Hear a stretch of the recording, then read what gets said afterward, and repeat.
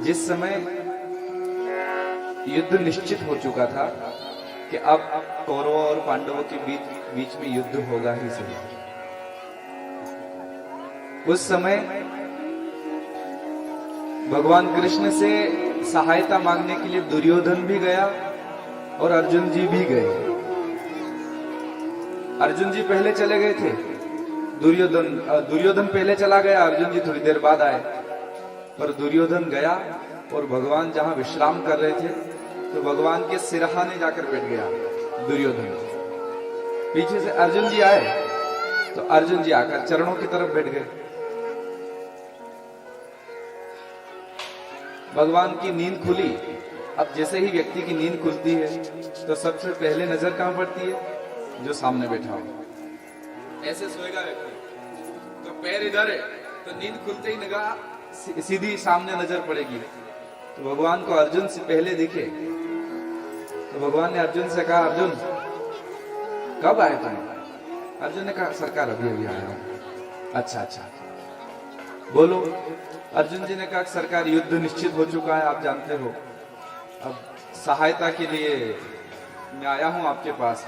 भगवान कृष्ण ने कहा, देखो अर्जुन, सीधी सी बात यह है कि मैं इस युद्ध में शामिल तो रहूंगा लेकिन किसी प्रकार का अस्त्र शस्त्र नहीं उठाऊंगा। अर्थात मेरी ओर से कोई भी युद्ध में दखल अंदाजी भी नहीं होगी और किसी प्रकार का युद्ध कौशल भी मैं नहीं दिखाऊंगा।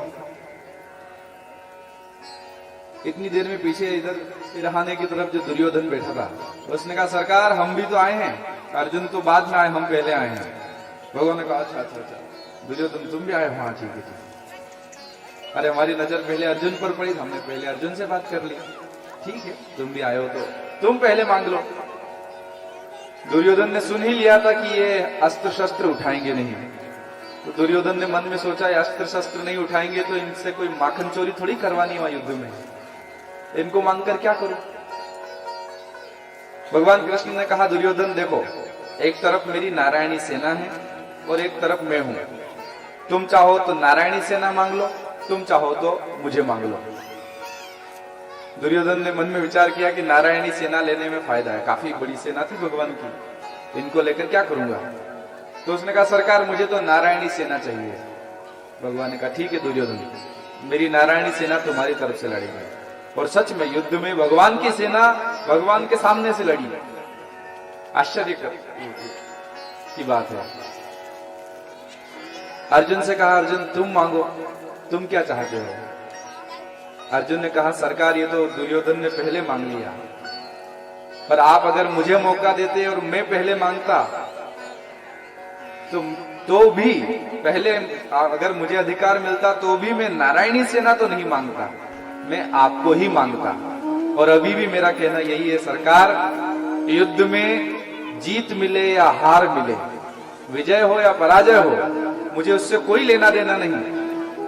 बस मैं तो ये चाहता हूं कि मेरे जीवन रूपी रथ की बागडोर आप संभालें, और कुछ नहीं चाहिए।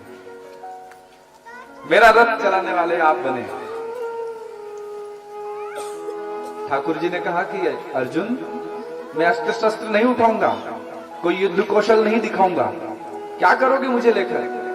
अर्जुन जी ने कहा, युद्ध तो आप लड़ोगे नहीं, लेकिन आप ही युद्ध में जय और पराजय करवाने वाले हो, ये मैं जानता हूं। इसलिए मेरी आपसे हार्दिक इच्छा है कि आप मेरे रथ को चलाएं, और रथ को ही नहीं, मेरे जीवन की बागडोर भी मैं आपके चरणों में समर्पित करता हूं।